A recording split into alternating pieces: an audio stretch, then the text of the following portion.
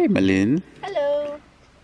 If you didn't see it yet, please check out the tour of her super cute little toaster car that she lives in full time. And right now she's hosting me and Olive in her beautiful little campsite. And she's work camping here. What is the name of this place? This is Eagle Cliff Camp. It's about 19 miles east of Cougar, Washington. Olive's trying to get on top.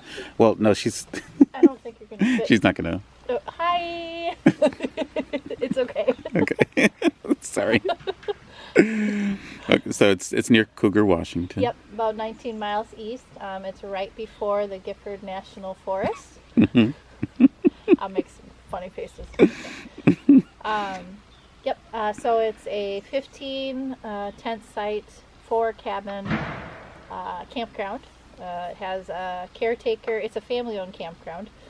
Family and their kids and their dog. And then his parents live here too as caretakers. And they have a grocery store and they have gas. And they also have this place called the Pizza Place. And I actually normally work in the pizza place making pizzas. They do pay you hourly, and they also give you this beautiful little campsite, right? Correct. So this is a campsite that's not a part of their normal 15 Okay. sites. It's a grassy site, and all of their sites are different, as you'll probably see.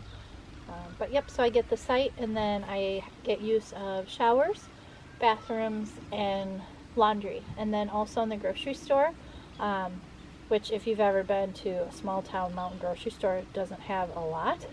But the stuff that it has, I can also do a tab if I want as well. Nice. Yeah. And Oh, and I get a discount on the pizza. oh, cool. So how many days or nights a week do you work at the pizza place? So real? That's what you should do. Whoa! Olive bloopers. This is a blooper.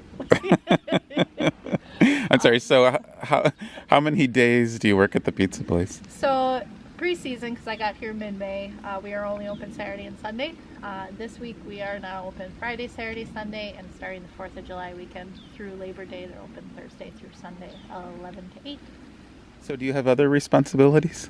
So I make the pizzas and do the customer service and such in the pizza place, but I also have been working in the grocery store, just stocking and customer service and such. And then I also help to clean the cabins too, which is a super easy job. So you, during the busy season, you could potentially work 40 hours a week? Yeah. That's kind of the plan.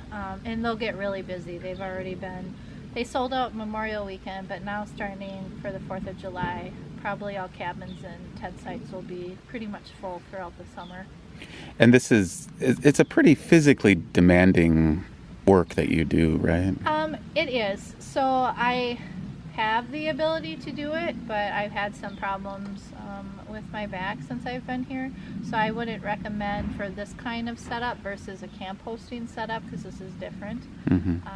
It's a lot more physically demanding. You're on your feet all day long, which is not that bad, but then all of the washing of dishes and moving the pizzas around and the cleaning of the cabins, because I'm tall and they have a loft in there, that's hard. I'm always bending over and such. So yeah, it can be pretty hard for me, and I kind of learned that after the first couple of weeks, but I think you kind of grow into it, and I feel pretty fortunate being here because I have such good people that I work with, and they have neighboring cabins, Northwoods it's called, and then Swift Park, and those people either rent or own their cabins, and they always come up here with their animals, and you kind of get to know everybody, so it's kind of fun.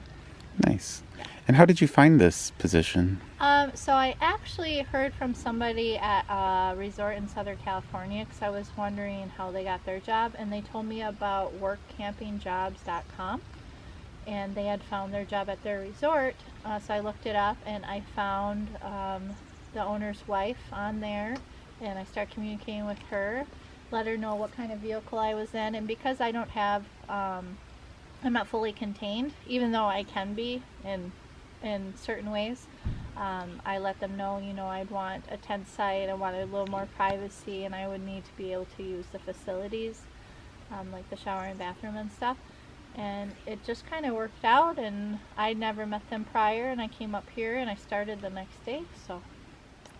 So I have a feeling I know some of the drawbacks maybe of working a job like this. And I know one of them is because I drove here, is that there are some little stores, and well, there's a store here, but to get to a real grocery store, you have to travel quite a ways, right? Yes, so um, like I said, we're by Cougar. We're about 19 miles east of a town called Cougar, but they have just little small stores too. So the closest town with big grocery stores, or maybe regular department stores, is called Woodland, and it takes about 50 minutes or so to get there. 50.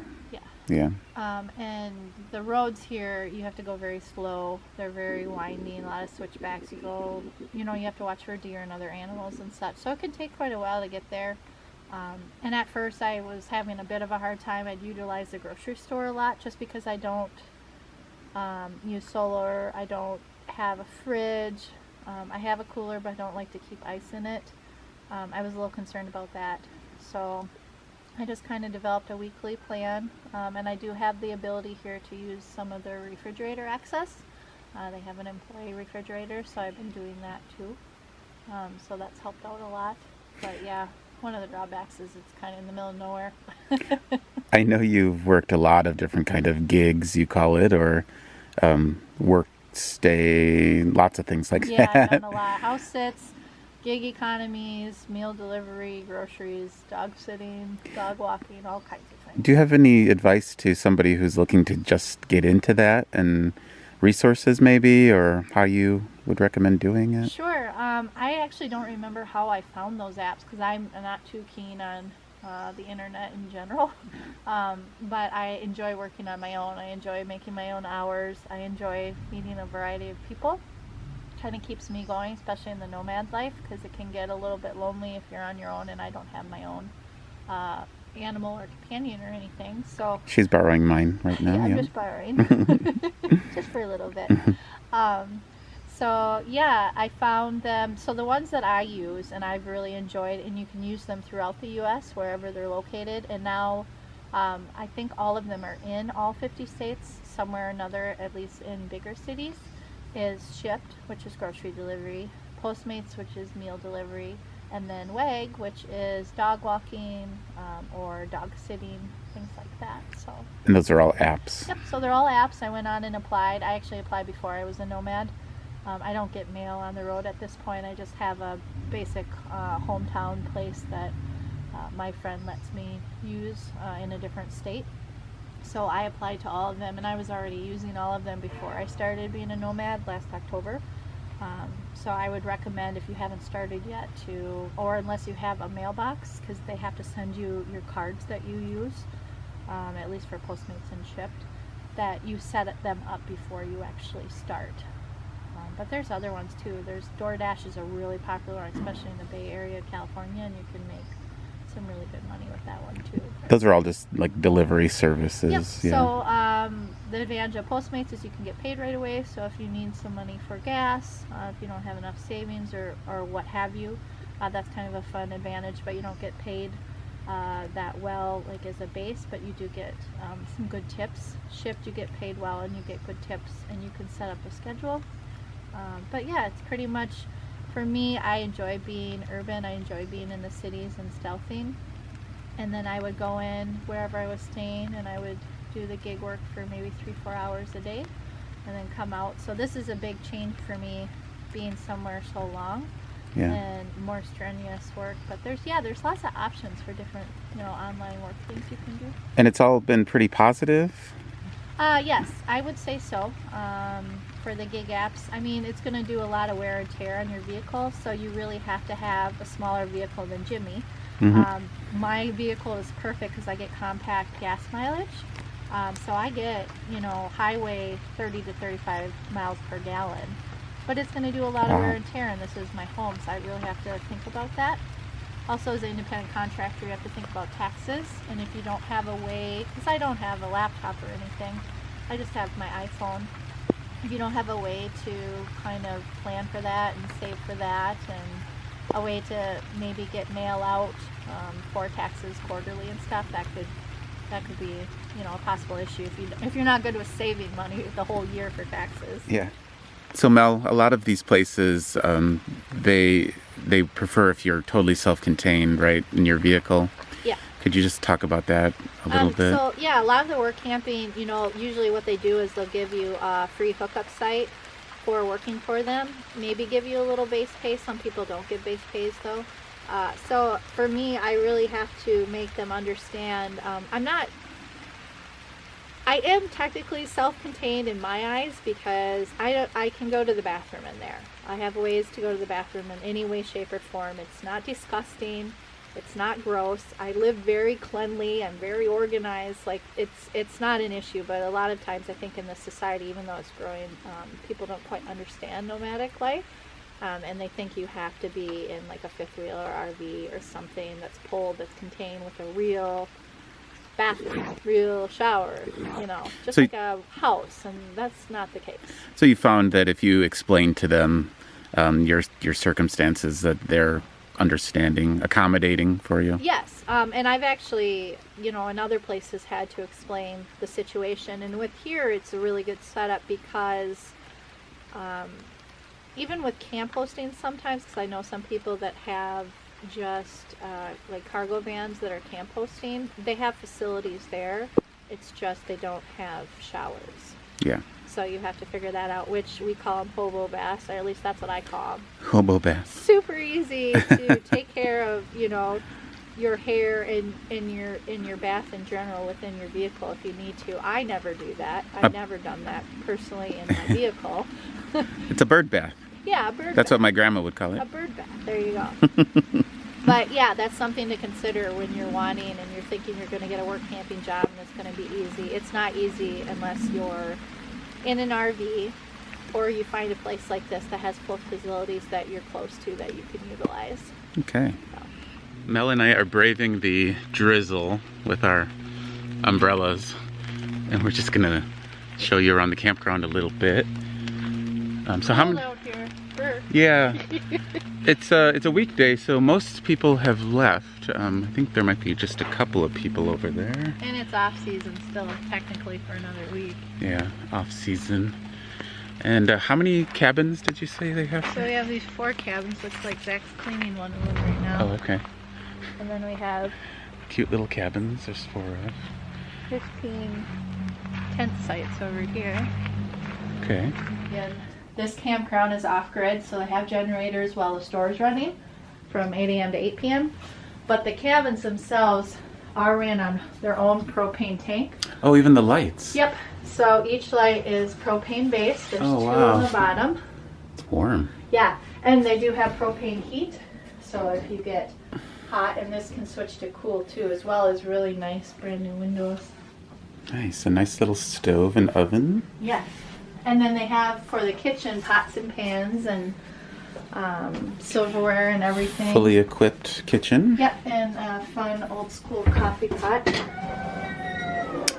And no shower, but Nope, half bath though, and we have bathroom. showers here at the campground that they get to use for free too.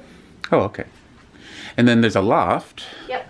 So this queen bed down here, and then upstairs, which kind of hard to see, but there's 2. I would say they're full-size mattresses. So this is where you spend a lot of your time, right? Yep. So I technically was hired on to work at the pizza place, and they'll be open Thursday through Sunday starting next weekend for the 4th of July. And they're all like artisan pizzas that you Yes. make. They're on. All hand done. I don't know what you consider them. They're on stone. Uh-huh. And the crust is from a well-known baker that does a well-known pizza place in Portland that I won't mention, but we use the same bakery, I guess. And everything's fresh, and we pick up the crust every week.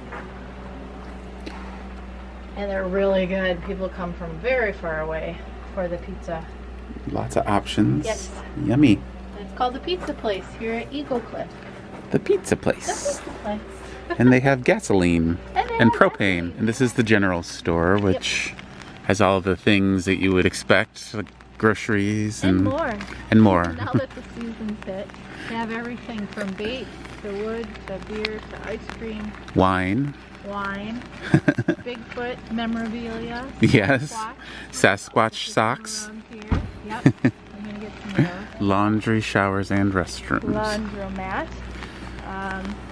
We have towels for the showers as well. So Oh, everything wow. you could possibly need and more for a camping excursion. Any issues? It is extraordinarily quiet here, and I'm kind of picky about Yeah, it's so sensitive nice. to noise. I love hearing the owls at night.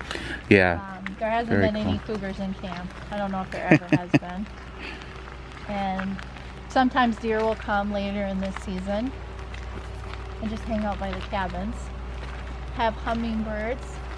What did you call those? They weren't blue jays, but they were Stellar jays. stellar jays. A whole bunch of different kinds of things. Nice. Well, thanks for showing us around. Yeah. And Hopefully y'all come visit. It's a great place. yeah. Thanks, Mel. You're welcome.